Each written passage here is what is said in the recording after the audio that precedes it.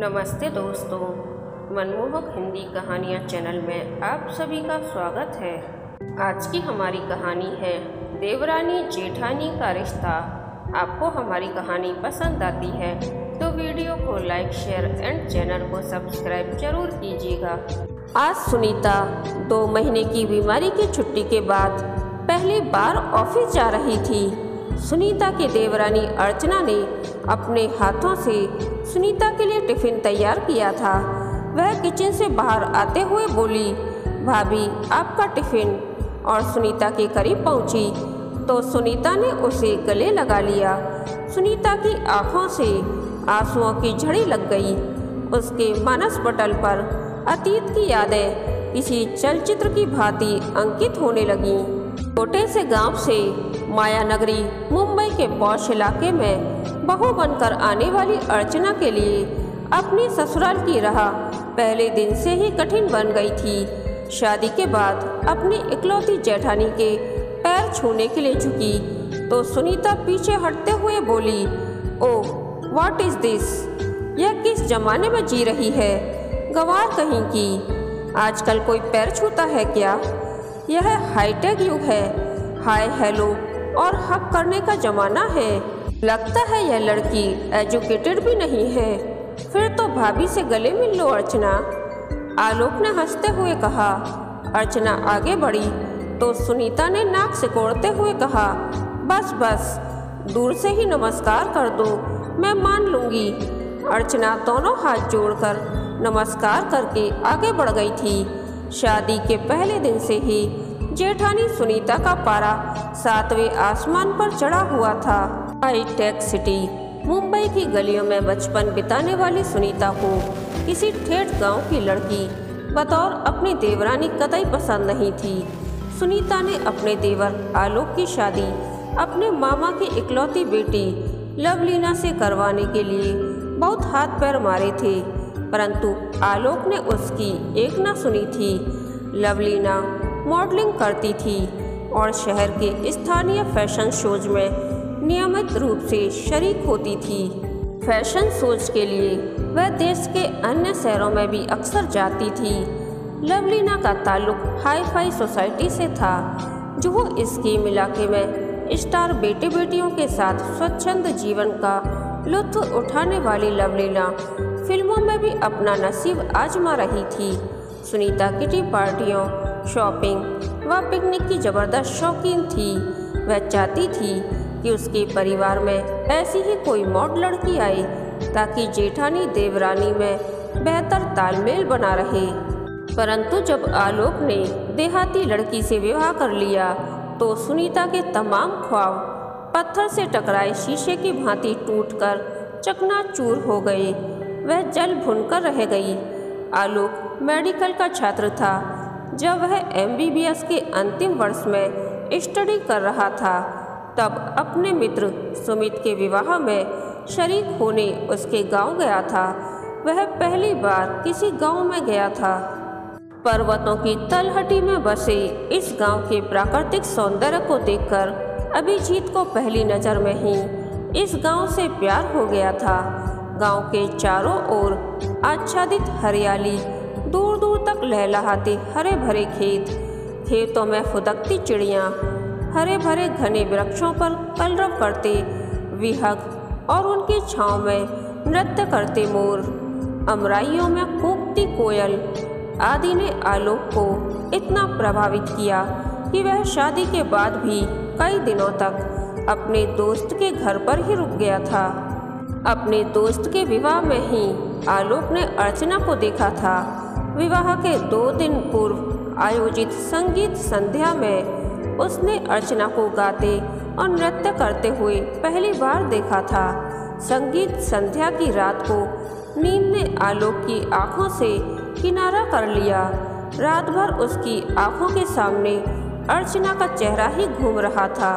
उसे लगा कि अब उसकी तलाश पूरी हो गई है। उसके दिमाग में जीवन साथी की जो तस्वीर थी उसी के अनुरूप अर्चना थी। सुमित के विवाह के बाद अजीत ने अर्चना के बारे में छानबीन शुरू कर दी थी। उसने प्रवीण के पिता शिव शंकर प्रसाद से इस बारे में पूछा तो उन्होंने बताया, बेटा, अर्चना पंडित राम प्रसाद की ज्येष्ठ कन्या है। वे सेवानिवृत्त अध्यापक हैं जो 2 वर्ष पहले ही सेवानिवृत्त हुए हैं। घर की गरीबी के कारण अर्चना ने कक्षा 10वीं उत्तीर्ण कर स्कूल को अलविदा कह दिया था। अर्चना मेरी गोद में खेली है। लड़की बहुत ही संस्कारित, सुशील और बुद्धिमान है। अर्चना की आवाज़ बहुत ही मीठी व सुरीली है। वह बहुत अच्छा गाती है। प्रवीण के विवाह में संगीत संध्या में तुमने अर्चना के गीत सुने होंगे। आलोक, एक बात मैं तुम्हें यह भी बताना चाहूँगा कि अर्चना के विवाह की चिंता ने राम प्रसाद की नींद हराम कर दी है। उनकी बिरादरी के कई लोग अर्चना को देखने आते हैं, पर दहेज पर आकर बात फिसल जाती है। अर्चना से छोटी एक और बहन है, उसके हाथ भी पीले करने हैं। गत वर्ष पंडित जी की पत्नी का अल्पावधि बीमारी के बाद आकस्मिक निधन हो गया था। उन्होंने इलाज में पैसे पानी की तरह बहाया, पर उसे बचा ना सके। पंडित जी की पत्नी का निधन क्या हुआ, इस परिवार की रीढ़ ही टूट गई। शिव शंकर प्रसाद ने आलोक के कंधे पर हाथ रखते हुए कहा, बेटे आलोक, पंडित जी मेरे बहुत अच्छे मित्र हैं। उनकी दोनों बेटियां सुंदर, सुशील और सुसंस्कारित हैं। अगर अर्चना तुम्हें पसंद है और उसे अपना जीवन साथी बनाना चाहते हो तो मुझे पंडित जी से बात करने में प्रसन्नता होगी। शिव शंकर प्रसाद की बातों से आलोक के मन में लड्डू फूट रहे थे।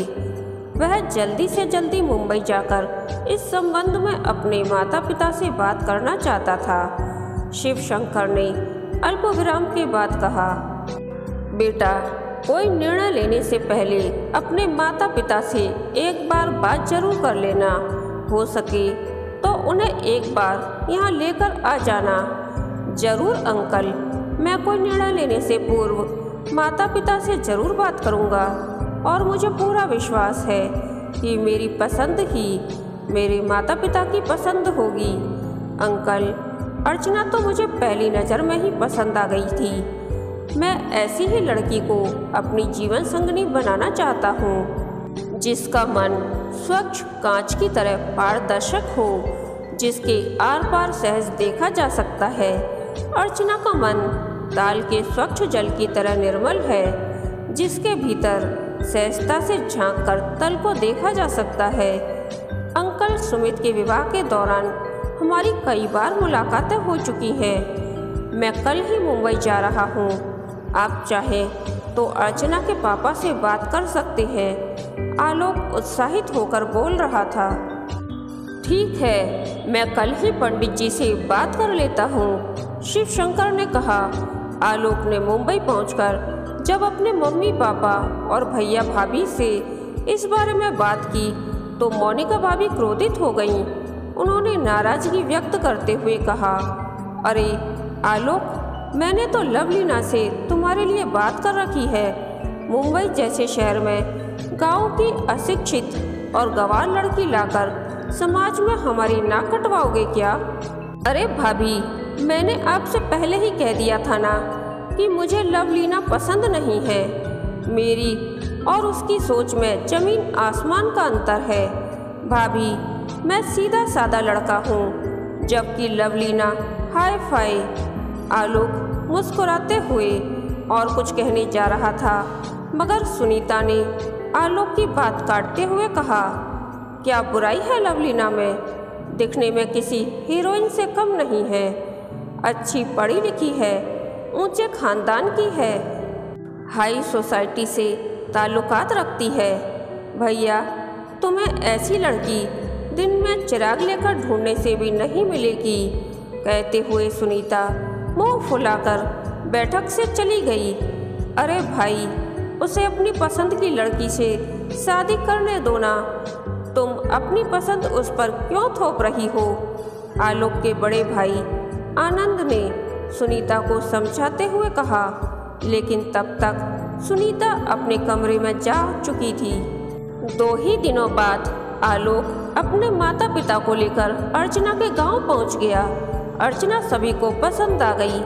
आलोक की मम्मी ने तो अर्चना के हाथ में शगुन भी दे दिया। चट मंगनी और पट विवाह हो गया। सुनीता की नाराजगी के बावजूद अर्चना इस घर की बहू बनकर आ गई। अर्चना को विवाह के पहले दिन से ही अपनी जेठानी सुनीता की नाराजगी का शिकार होना पड़ा था। वह बात बात पर अर्चना पर ताने कसती थी, लेकिन अर्चना ने मानो विनम्रता का चोगा पहन लिया हो। वह सुनीता के तानों पर जू तक न करती, चुपचाप सहन करती रहती। अर्चना जानती थी कि शब्द से शब्द बढ़ता है, सो उसके लिए इस वक्त खामोश रहना ही उचित है। उसे विश्वास था कि समय सदैव एक समान नहीं रहता है, यह परिवर्तनशील है। एक दिन उसका भी वक्त बदलेगा। समय बीत रहा था। सुनीता एक सरकारी बैंक में नौकरी करती थी, सो वह अपना टिफिन हमेशा खुद बनाकर सुबह 9 बजे अपनी स्कूटी से बैंक चली जाती थी और शाम को 5 बजे के आसपास लौटती थी। अर्चना से सुनीता इस कदर नाराज थी कि वह उसके हाथ की चाय तक नहीं पीती थी। सुनीता के बैंक जाने के बाद ही अर्चना का किचन में प्रवेश होता था। अर्चना के सास ससुर सुनीता के तेज तर्रार स्वभाव से भली भांति परिचित थे, सो वे हमेशा खामोश ही रहते थे। सब कुछ ठीक चल रहा था, पर किसी को क्या पता था कि कोई अनहोनी उनके दरवाजे पर जल्दी ही दस्तक देने वाली है। एक दिन शाम को बैंक से लौटते वक्त किसी टेम्पो ने सुनीता की स्कूटी को पीछे से जोर से टक्कर मार दी। सुनीता ने हेलमेट पहना हुआ था, इसीलिए उसके सिर पर चोट नहीं आई, मगर उसके दाएं हाथ और बाएं पैर पर गहरी चोट आई थी। किसी भले व्यक्ति ने अपनी कार से सुनीता को नज़दीक के अस्पताल में पहुंचाया था। अस्पताल से फोन आते ही आलोक और अर्चना तुरंत अस्पताल पहुंचे। सुनीता के पति आनंद ऑफिस के काम से भोपाल गए हुए थे। आलोक ने देखा कि सुनीता आईसीयू में है। डॉक्टरों ने बताया कि वह अभी बेहोशी की अवस्था में है, कुछ देर में उन्हें होश आ जाएगा। हेलमेट की वजह से उनके सिर में कोई चोट नहीं आई, मगर वह घबराकर बेहोश हो गई हैं। उसके हाथ और पैर में गहरी चोट लगी है, फ्रैक्चर भी हो सकता है। एक्सरे रिपोर्ट आने के बाद पता चल जाएगा। कुछ ही देर में सुनीता को होश आ गया। डॉक्टर ने आलोक को इशारे से अंदर बुलाया। आलोक ने सुनीता को बताया कि वे बिल्कुल न घबराएं, उनके हाथ और पैर में ही चोट लगी है, सिर में कहीं चोट नहीं आई है। एक्सरे से मालूम पड़ जाएगा कि फ्रैक्चर है या नहीं। कुछ ही देर बाद डॉक्टर ने एक्सरे देखकर आलोक को बताया कि सुनीता के दाएं हाथ और बाएं पैर में फ्रैक्चर है। उन्हें करीब 1 सप्ताह अस्पताल में रहना पड़ेगा। आलोक ने फोन द्वारा आनंद को घटना की जानकारी दे दी। करीब 2 सप्ताह के बाद सुनीता को अस्पताल से छुट्टी मिली। आलोक और अर्चना के साथ सुनीता घर पर आई। घर के दरवाजे पर सुनीता को रोककर अर्चना ने कहा, भाभी, अब तुम अपने लिए पानी का 1 गिलास तक नहीं भरोगी। डॉक्टर ने वैसे भी आपको पूरे 2 महीने आराम करने की सलाह दी है। फिर आपके 1 हाथ और 1 पैर पर प्लास्टर चढ़ा है, सो आपको अब आराम की सख्त ज़रूरत है। आज से आप मुझे कोई भी और किसी प्रकार का काम करने के लिए कहने में कोई संकोच नहीं करोगी। ऐसा मुझसे वादा करो, तभी आपको मैं घर के अंदर आने दूंगी। यह कहने के साथ ही अर्चना बीच दरवाजे पर खड़ी हो गई। सुनीता की आंखों से आंसू झलक पड़े। उसने अर्चना को 1 हाथ से अपनी ओर खींचते हुए उसका माथा चूम लिया और उधे कंठ से बोली, अर्चना, मुझे माफ़ कर देना। मैंने तुम्हें ना जाने क्या क्या कहा और तुम्हें बेवजह परेशान भी बहुत किया। तुम पिछले 2 सप्ताह से सब कुछ भुलाकर मेरी सेवा में समर्पित हो गईं। इतनी सेवा तो अपना भी कोई नहीं करेगा। अर्चना, तुम्हें इस घर में आए अभी 7 महीने ही हुए हैं, पर तुमने अपनी मृदुल वाणी और विनय भाव से हम सबका दिल जीत लिया। मुझे आलोक की पसंद पर गर्व है। अर्चना, तुम्हारे बर्ताव से एक बात मेरी समझ में आ गई कि गांव की लड़की अशिक्षित हो सकती है मगर असंस्कारित नहीं। तुम पारिवारिक एटिकेट्स की जीती जागती मूरत हो। अर्चना, प्लीज़ पहले तुम मुझे माफ़ कर दो तो ही मैं घर में प्रवेश करूंगी। भाभी, आप बड़ी बहन के समान हैं, जिसे अपनी छोटी बहन को डांटने और फटकारने का हक तो होता है ना। फिर भला मुझे बुरा क्यों लगेगा? आप माफ़ी की बात करके मुझे शर्मिंदा ना करें, यह तो आपका विनय है भाभी। कहते हुए अर्चना ने अपनी जेठानी को बाहों में भर लिया।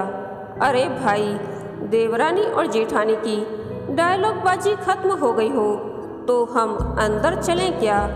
मुझे और आलोक को जोर से भूख लगी है। दरवाजे के बाहर खड़े आनंद ने आलोक की ओर देखकर मुस्कुराते हुए कहा, हाँ हाँ भाई साहब, खत्म हो गई है हमारी डायलॉगबाजी। आप सब भीतर आइए, मैं भाभी को अपने कमरे में बिठाकर आप सभी के लिए चाय नाश्ता बनाती हूँ। कहते हुए अर्चना ने अपने दोनों हाथ सुनीता की तरफ बढ़ा दिए, जिन्हें उसने कसकर पकड़ लिया और धीरे धीरे अर्चना का सहारा लेते हुए अपने कमरे की ओर बढ़ने लगी। अरे भाभी, आप कहाँ खो गई हो? अब तो मेरा हाथ छोड़ो ना। आपने कब से इसे कसकर पकड़ रखा है? आपको बैंक जाने में देर हो रही है। अर्चना ने कहा। ओह सॉरी अर्चना, मैं तो अतीत में पहुंच गई थी। कहते हुए सुनीता ने अर्चना के हाथ से टिफिन लिया और अपने पति आनंद के साथ धीरे धीरे सीढ़ियों से उतरने लगी। कहानी के अंत तक बने रहने के लिए धन्यवाद। यह कहानी आपको कैसी लगी प्लीज़ कमेंट करके बताइए।